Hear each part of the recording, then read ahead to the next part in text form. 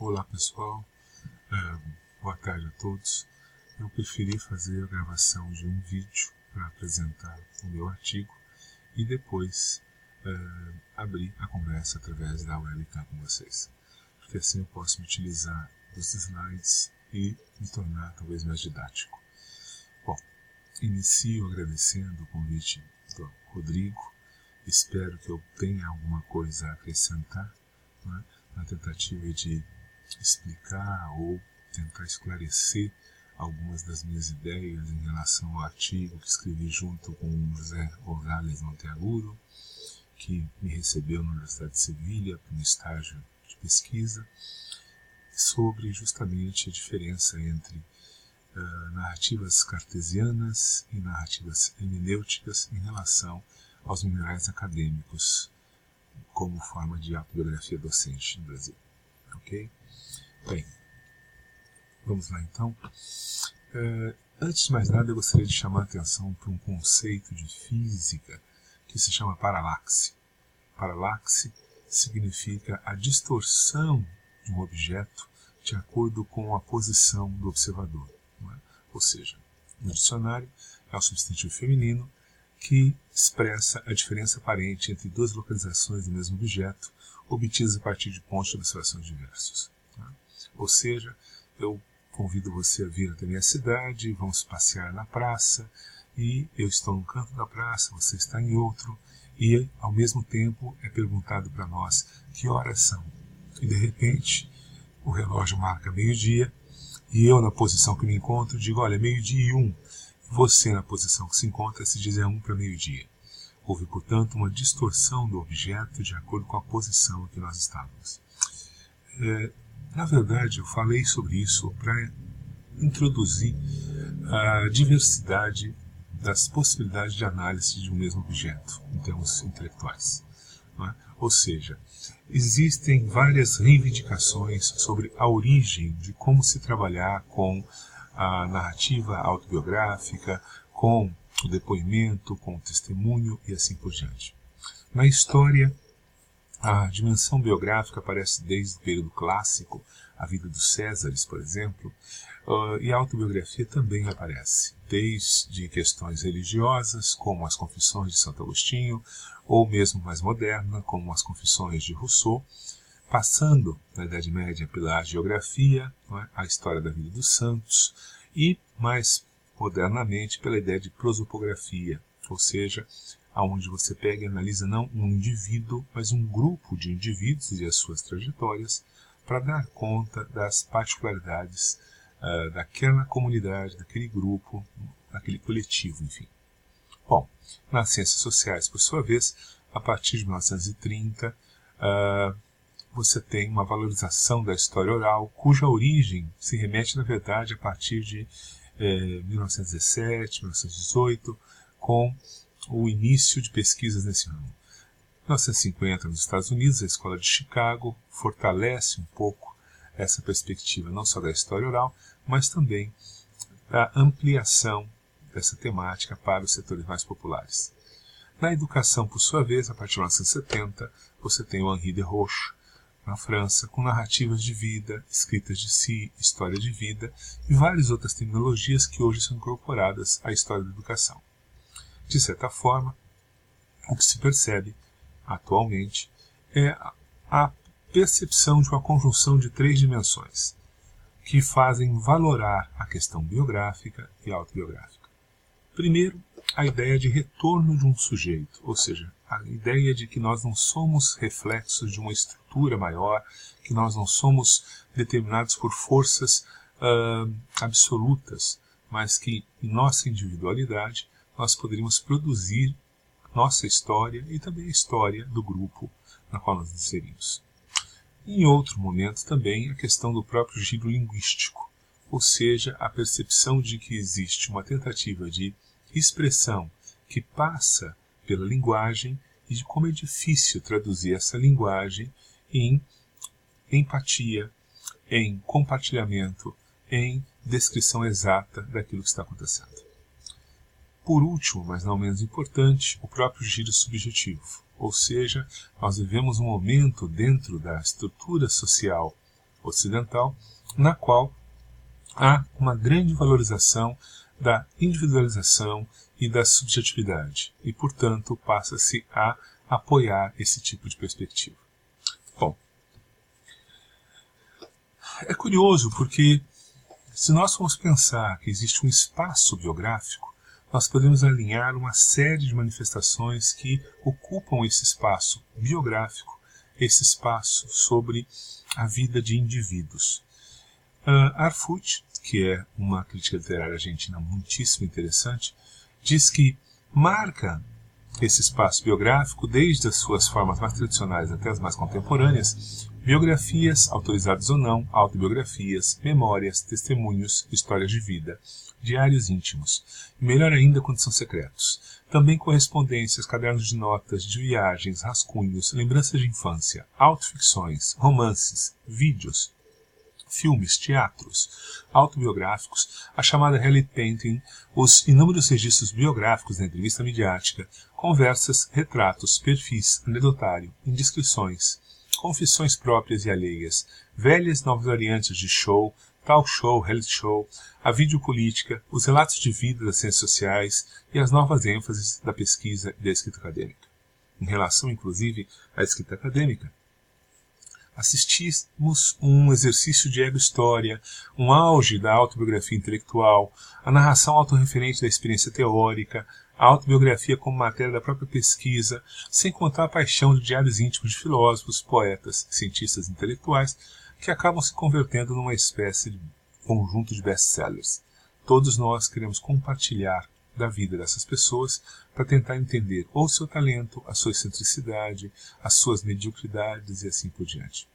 Bom, o texto autobiográfico, na verdade, é uma narrativa em prosa na qual a pessoa real faz uma retrospectiva da sua própria existência, com ênfase em sua vida individual e na história da sua personalidade.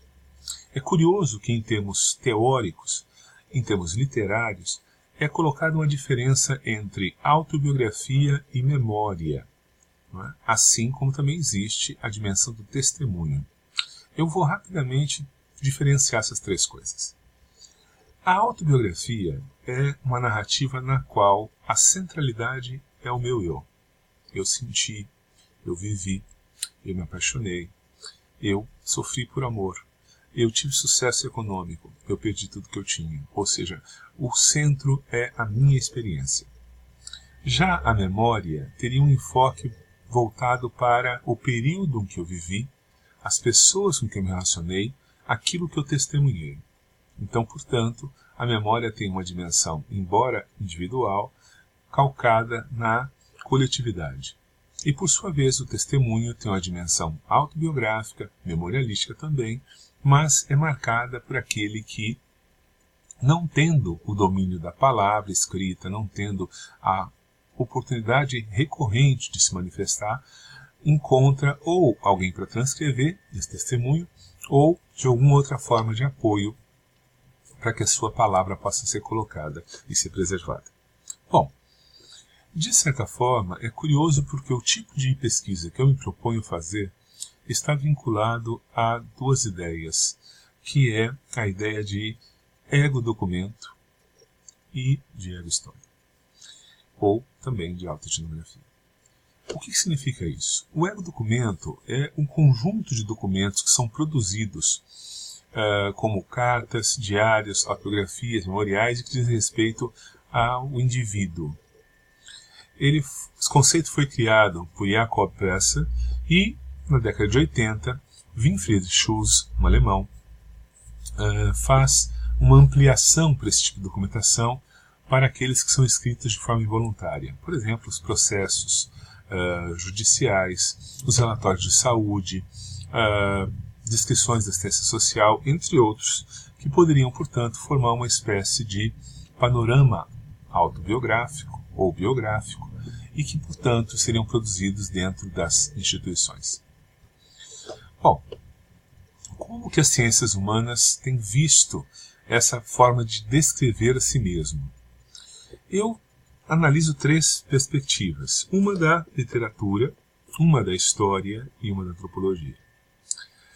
A crítica literária vê o surgimento de um intelectual escrever sobre si mesmo a partir da autobiografia de Roland Barthes, por Roland Barthes, em 1975, e de Sergei Dobzhansky Fields, de 77. No caso brasileiro, Silviano Santiago, O Falso Mentiroso, de 2004, exploram essas obras a descrição de si mesmo e, no caso, uma tentativa de reconhecimento intelectual de si mesmo.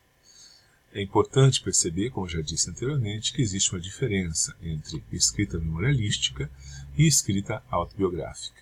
No caso aqui, essa crítica literária tem uma dimensão fortemente autobiográfica. Bom, por sua vez, no caso da antropologia, existe um conceito bastante interessante, surgido muito recentemente, que é o de autoetnografia. A autoetnografia surge enquanto conceito mais ou menos na década de 80, a partir de reflexões sobre a experiência da narrativa durante as pesquisas etnográficas. Renato Rosaldo é um destaque, assim como Clifford e Marcus James, e Michael Fisher e George Marcus, como alguns autores da antropologia que discutiram esse conceito chamado autoetnografia. Elis define a autoetnografia como uma descrição e análise sistemática da vivência pessoal, portanto auto, que busca compreender a experiência cultural, e portanto etno, inserida em uma forma de pesquisa escrita e portanto grafia, com ênfase num processo de autorreflexão que aproxima características da autobiografia, escrita sobre o próprio passado, e da etnografia, um estudo de práticas culturais, para a produção de descrições estéticas, evocativas e densas. Ou seja, o antropólogo tem um compromisso narrativo, tem uma ambição literária, quando ele se dispõe a narrar a sua experiência etnográfica.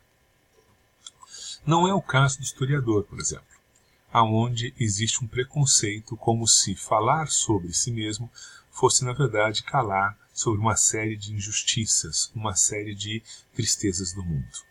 Mas, em 1977, Pierre Nora, historiador francês, produz um livro chamado Ensaios de Ego-História. E esse conceito, ego-história, seria uma narrativa da experiência do historiador. Existe uma discussão bastante grande sobre se, na verdade, a ego-história acaba sendo a descrição claramente vinculada à expectativa profissional. A própria definição que Nora dá sobre isso diz: o que é ego-história? Não se trata de uma autobiografia pretensamente literária, nem de uma profissão de fé abstrata, nem de uma tentativa de psicanálise. O que está em causa é explicar a sua própria história como se fosse de outrem, tentar aplicar a si próprio, seguindo o estilo e os métodos que cada um escolheu, o olhar frio, englobante e explicativo, que tantas vezes se lançou sobre os outros. Em resumo, tornar clara como historiador a ligação existente entre a história que cada um fez e a história que cada um é um produto. É curioso porque, na verdade, no caso brasileiro, só existem 2 historiadores que escreveram autobiografias. E, justamente, essa raridade, né, dessa manifestação cultural aponta para a dificuldade que é esse campo profissional expressar a sua individualidade e as suas experiências ao nível pessoal. Bem, eu escolhi então uma fonte privilegiada sobre isso, que é o Memorial Acadêmico. O Memorial Acadêmico é, ao mesmo tempo, um ego-documento, ele é produzido por um indivíduo sobre si mesmo e se insere justamente em uma exigência institucional, burocrática. Portanto, ele está numa posição de um documento híbrido. Essa dimensão híbrida do memorial se manifesta porque, em primeiro lugar, ele é utilizado no concurso público e, portanto, a sua estrutura é, em parte, definida por um edital e por uma instituição que é a Universidade Pública. Dessa forma, a estrutura que responde a uma exigência institucional para ingresso ou possível ascensão profissional dentro da universidade marca, portanto, parte da forma desse documento. Em segundo lugar, que, de certa forma, existe o objetivo maior do memorial, a comprovação de uma trajetória docente, de maneira tal que, embora não se seja dito tudo aquilo que deve constar do memorial, é dito pelo menos aquilo que necessariamente deve constar. E, finalmente, a forma como enfatiza as atividades de pesquisa, publicações em periódicos indexados, atuação em programas de pós-graduação, produção de palestras, de material didático, de publicações acadêmicas qualificadas, vinculação a atividades de extensão e outras realizações pertencentes à área de atuação de cada um do docente que faz o seu memorial. Bom, quais são as particularidades desse documento? Na verdade, esse documento é produzido, portanto, para o ingresso na carreira universitária, ou seja, quando você presta um concurso para ser contratado pela universidade, é recorrente que seja solicitado a confecção de um memorial, ou no caso de uma progressão interna da carreira. No caso, havia essa tradição quando, nas universidades federais, existia o chamado professor catedrático, o que ocorreu entre 1934 até 1968.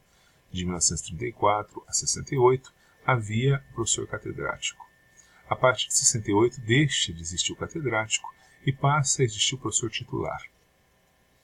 No caso, as universidades paulistas, ou seja, a USP, a Unicamp e a Unesp, criaram dois níveis de professores. Existe o professor livre-docente e existe o professor titular. Então, você ingressa na universidade, produz uma quantidade X de conhecimento, faz uma tese, essa tese é defendida e apresentada junto com alguns documentos e o memorial, e ela caracteriza a livre-docência. Passa-se alguns anos, você faz um novo concurso apresentando um memorial, não necessariamente uma nova tese, e dessa forma você se torna professor titular. Não é o caso das universidades federais, onde na verdade não existe a livre-docência, mas a estrutura basicamente é essa. É curioso, portanto, e eu pesquiso as narrativas dos memoriais da USP e da Unicamp em dois departamentos, o de Antropologia e o de História, entre 2000 e 2015, tentando identificar diferenças e similitudes geracionais, grupais, profissionais, na forma como se conta a história de vida de cada indivíduo dentro desse grupo. Bom, logicamente que são três tipos de concursos e, portanto, eu creio que são três tipos de documentos. Em que sentido? No ingresso, o documento é para uma possível inserção do candidato. Então, logicamente, só os que passam têm o memorial retido. Os que não passam no concurso, o memorial é destruído ou devolvido ao candidato, de forma que a gente não tem como fazer uma comparação entre aqueles que entraram e aqueles que não entraram. Por outro lado, como na verdade é um processo extremamente, vamos dizer assim, difícil de ser aceito, é lógico que a exposição ao conflito ou as particularidades individuais são ali minimizadas. Elas vão começar a aparecer mais fortemente no segundo tipo de memorial, que é o livre-docência. Geralmente, o concurso de livre-docência é um concurso que, de certa forma, mais legitima do que agrega, ou seja, reconhece-se que a pessoa merece ser livre-docente. Então, ele está mostrando que ele faz parte do grupo. Dessa maneira, é muito raro também certos enfrentamentos. Não é o caso do professor titular, quando você chega ao topo da cadeia alimentar. E dessa maneira, você pode, portanto, colocar os pontos nos is. Não é? Ou seja, se explicitar as suas individualidades, no sentido, inclusive, de conflitos, desgastes e todo tipo de mau sentimento que você é capaz de acumular ao longo da sua trajetória dentro da universidade. Bom, segundo Câmara e Passegui, existem 3 fases dentro da produção dos manuais no que se refere à forma de narrativa.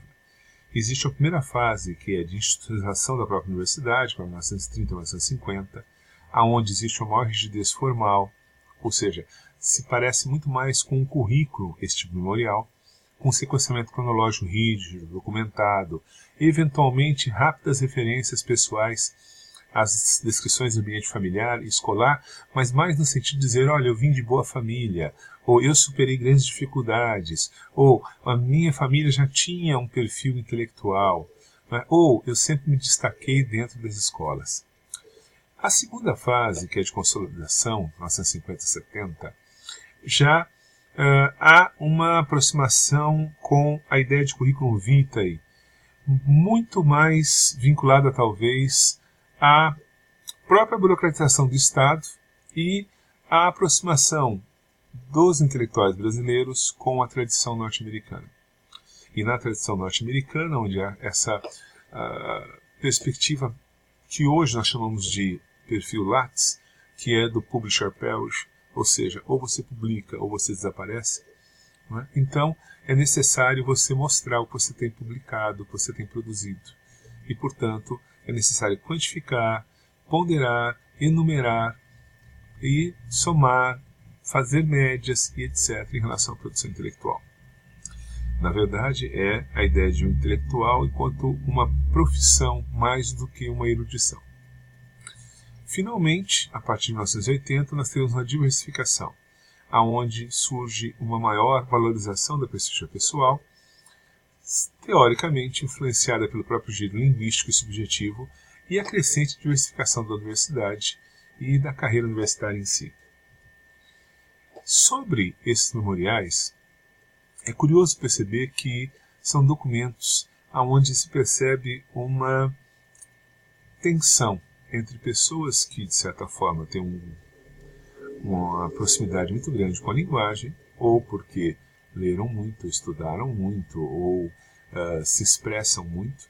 Né? Dar aulas é você tentar se comunicar, e que, portanto, há uma tensão entre como escrever, não é, de forma a se poupar de manifestações como uma autobiografia falsamente literária, confissões inutilmente íntimas, ou uma profissão de fé abstrata, ou a tentativa de psicanálise selvagem, conforme falou o próprio Nohar.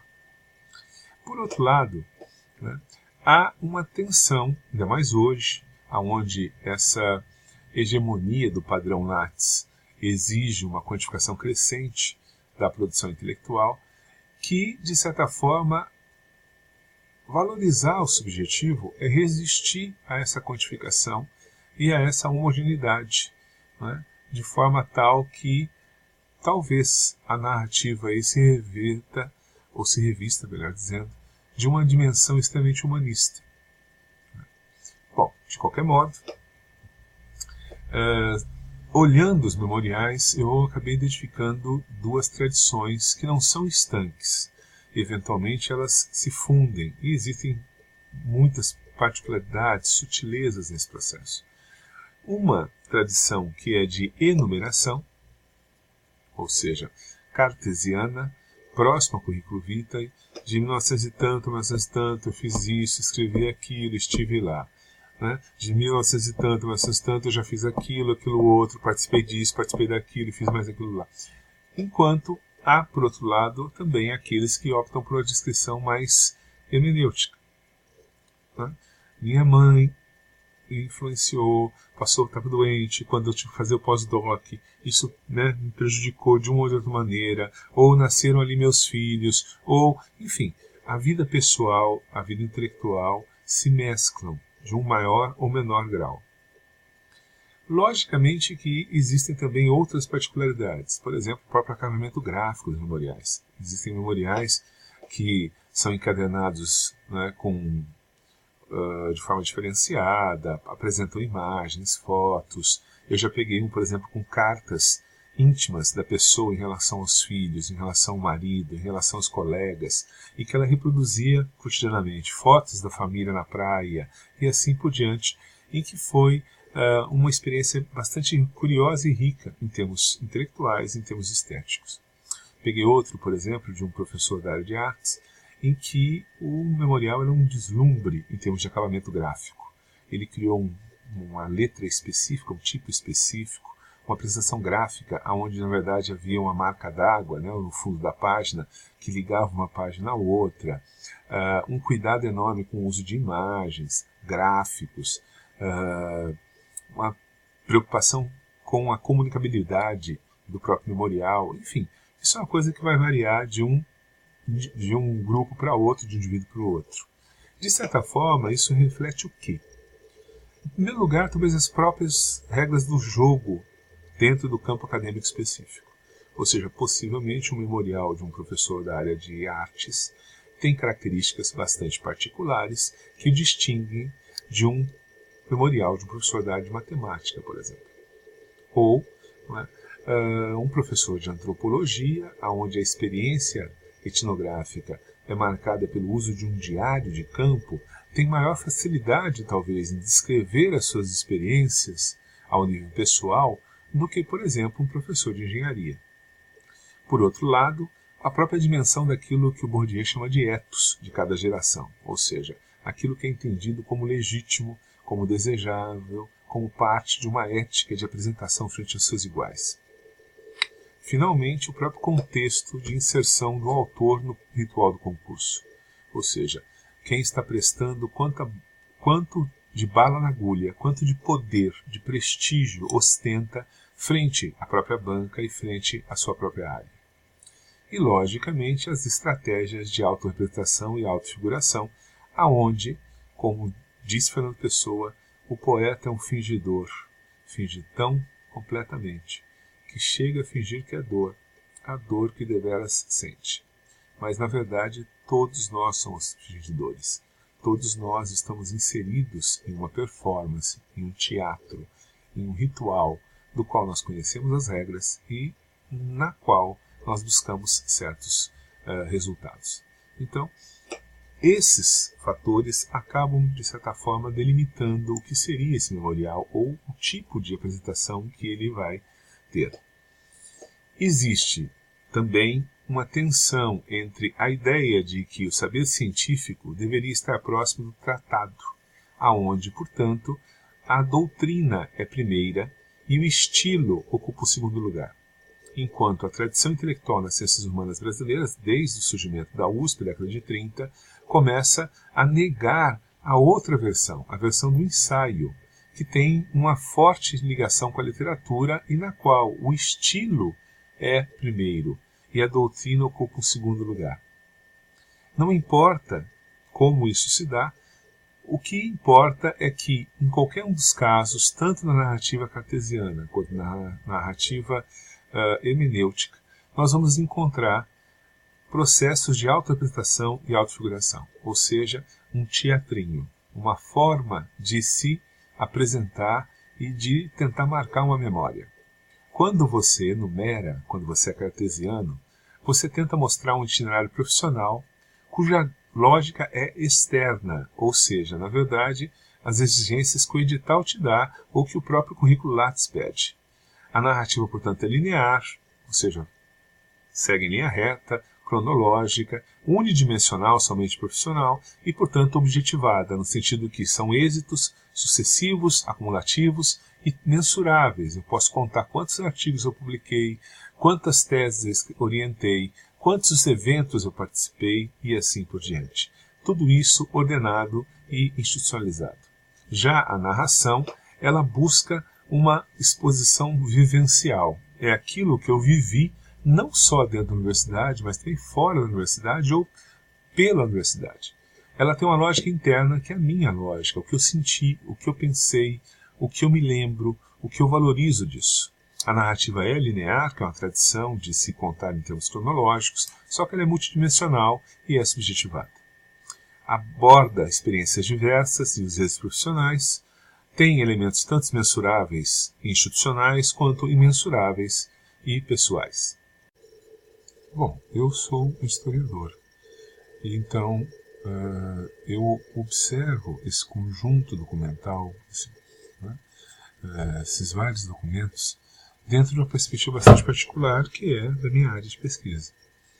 E, ao mesmo tempo, me aproximando daquilo que eu chamaria de história intelectual, embora faça uma série de recortes, desde questões, por exemplo, como gênero, não é? Ou seja, como as mulheres circulam nesse campo em contraste com os homens, ou como a questão da sexualidade poderia ou não aparecer nesse memorial quando se compara com autobiografias de professores intelectuais de outros países, ou ainda a própria dimensão da instituição em si e a forma como ela reproduz ou reforça certos grupos. Enfim, existem várias abordagens possíveis.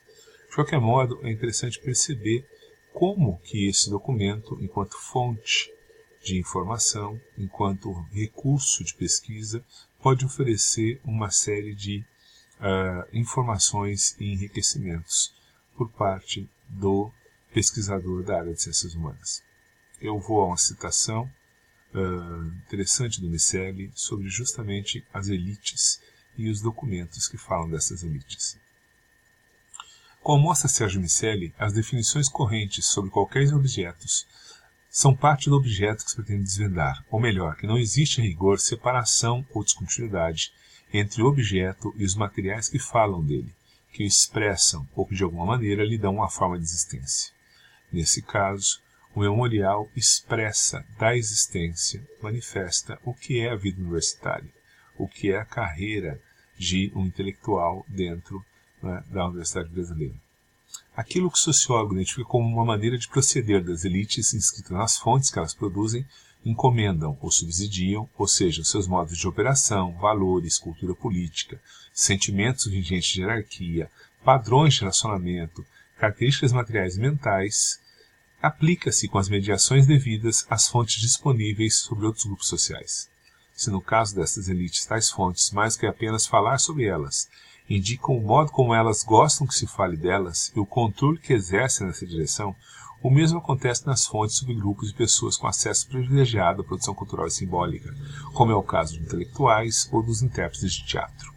Essa frase é de um memorial da Heloísa Pontes, uma antropóloga brilhante com alguns trabalhos sobre a elite intelectual paulista, o Grupo Clima, e sobre a elite teatral de São Paulo e Rio de Janeiro. E aí, fazendo uma reflexão sobre as pesquisas dela, ela fala justamente isso dentro do memorial, sobre como que se produziu certa informação, certa memória, e como isso seria útil para pensar os grupos que ela estudou. E eu retirei de lá justamente para falar de como seria útil para estudar os grupos que eu escolhi.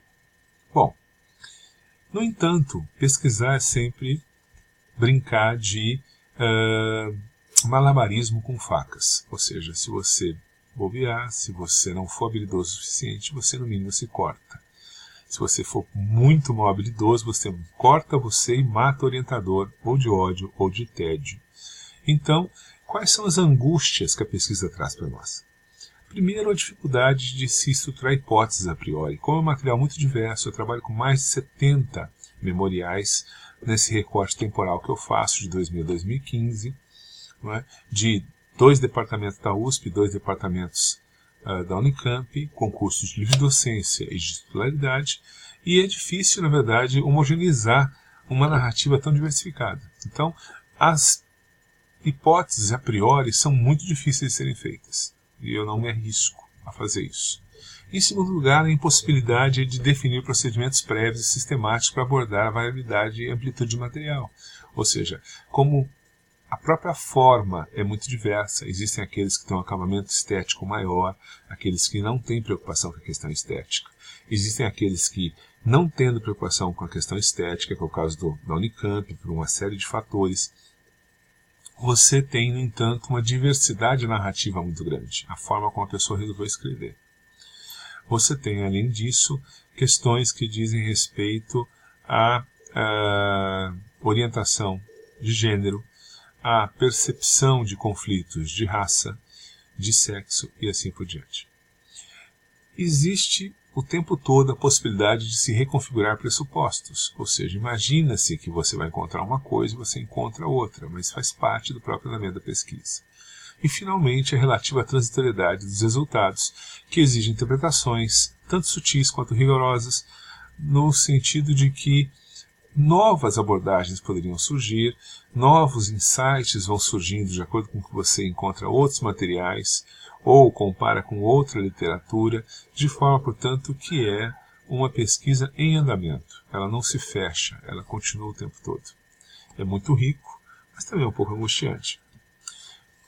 Eu gosto de pensar um conceito que foi reafirmado por um historiador chamado Hermann Pohl, chamado virtude epistêmica. Ele fala em relação aos historiadores e dizem que os historiadores tentam ostentar um certo tipo de personalidade intelectual, um certo tipo de postura intelectual.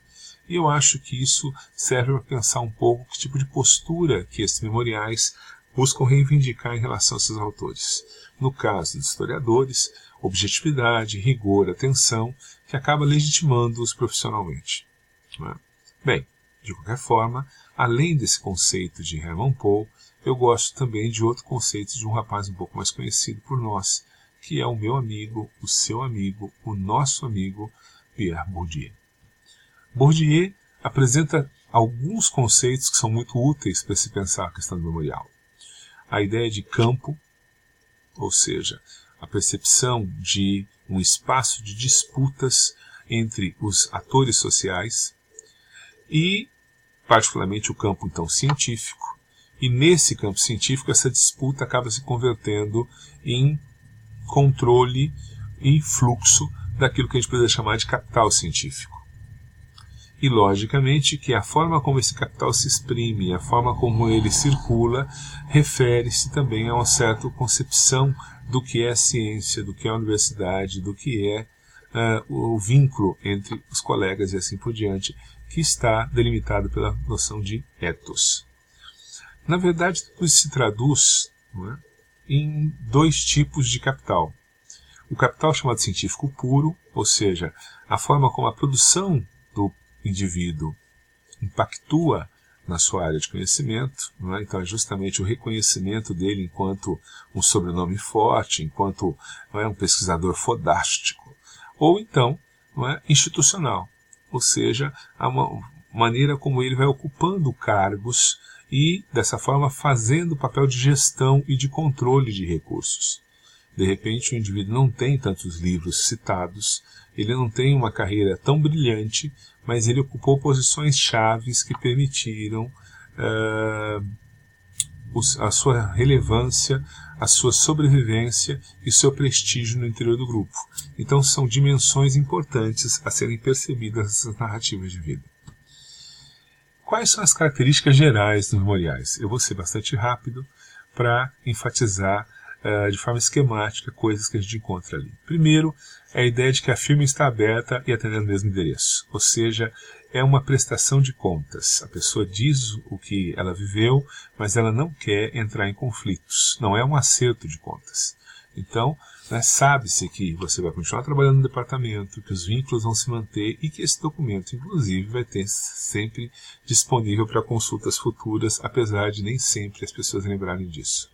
Em segundo lugar, a ideia de que é um documento público que está disponibilizado e, portanto, aquilo que você escreveu, o tempo não vai apagar.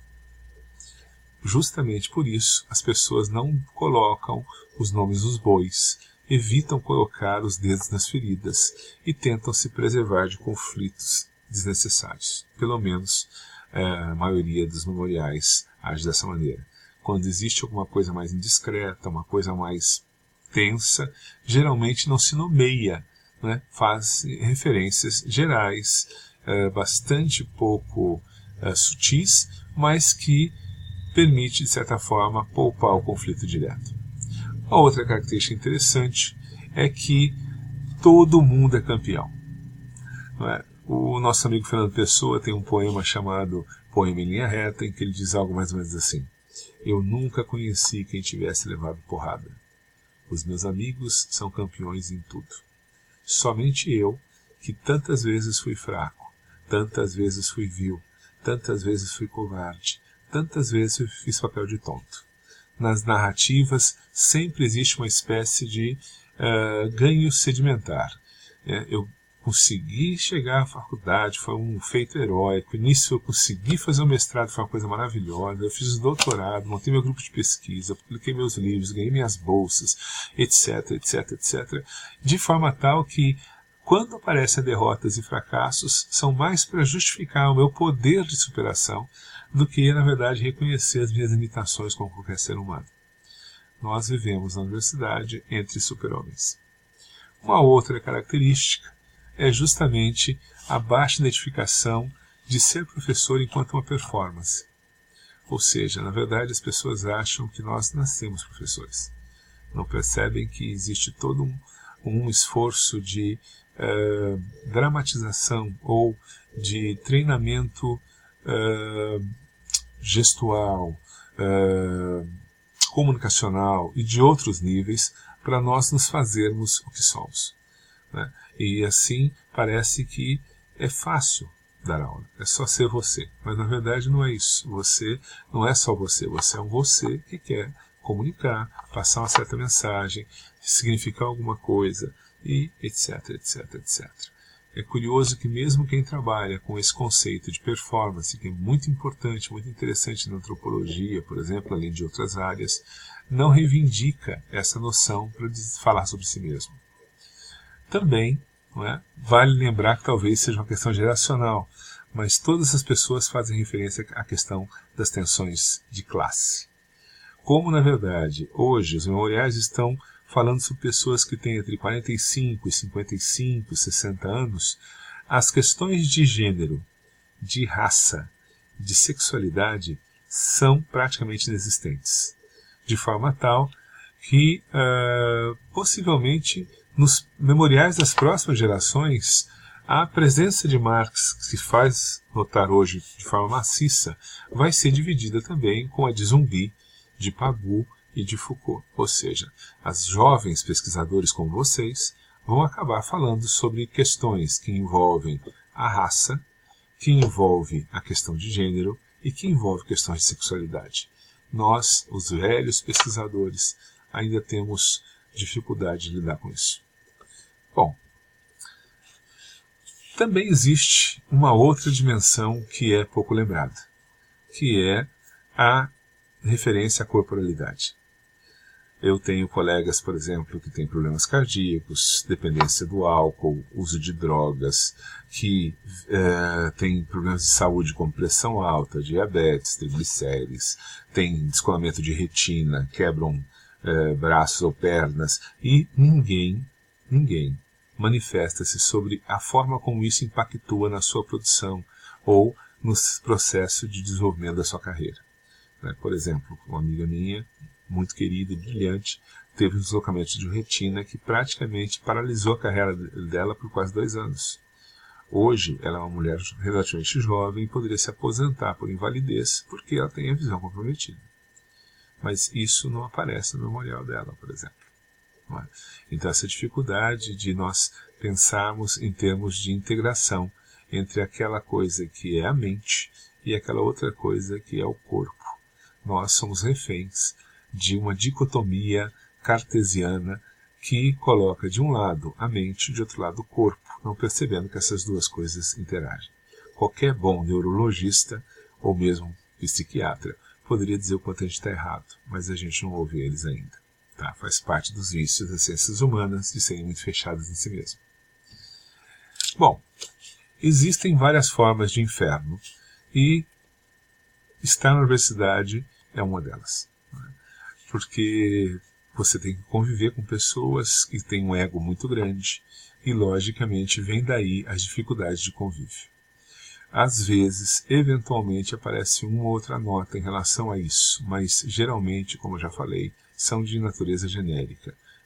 A pessoa fala, são muitos os conflitos nos departamentos, os egos são muito inflados, nós temos muitas situações de desgaste desnecessário, mas ninguém diz que é com fulano, com Beltrano e com Ciclano.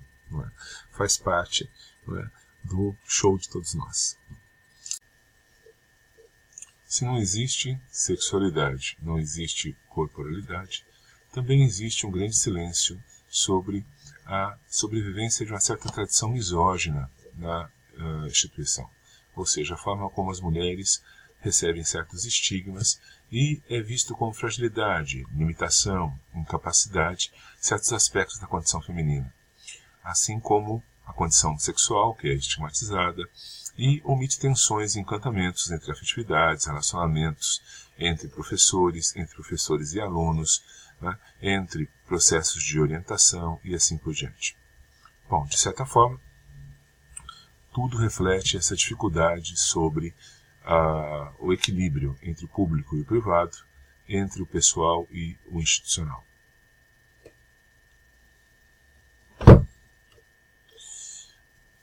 Por último, mas não menos importante, fazendo um pouco de merchandising, eu sugiro que quem tiver interesse em ver de forma mais empírica, de forma mais concreta, como eu tenho tentado trabalhar com esses memoriais, leia esse artigo publicado na Tempo e Argumento, Revista de História do Tempo Presente, que, num dossiê muito interessante sobre narrativas escritas de si, eu pude falar sobre as memoriais usando 4 exemplos, na verdade, né, de 3 da área de ciências humanas e 1 da área de ciências exatas, para discutir de que forma que a estrutura do memorial acaba refletindo certos etos, certas particularidades de cada campo. Ok? Bem, finalmente, vale a pena falar que a grande importância do memorial é resgatar a experiência vivencial daquele que o escreve. E dessa forma eu cito um texto que eu gosto muito. Paul Valéry dizia que foi esquecido algo essencial na educação dos jovens, que é muito mais importante para uma pessoa aprender com seu professor do que das páginas de um livro. O que se aprende com professores tem como base a experiência de vida, e, portanto, os que ensinam não são coisas, mas muito mais que coisas. Nos ensinam a viver, e viver não é uma coisa, mas algo que está mais além, um assunto quase desconhecido hoje. É por isso que é fundamental resgatar no processo de formação intelectual não só o pensamento, mas também o sentir, o relacionar e mostrar como que essas intersecções se processam ao longo do tempo. Essa é a bibliografia, todo o material dos slides vai ser disponibilizado em PDF e eu agradeço imensamente a paciência de vocês. Espero que tenha sido útil e meu muito obrigado.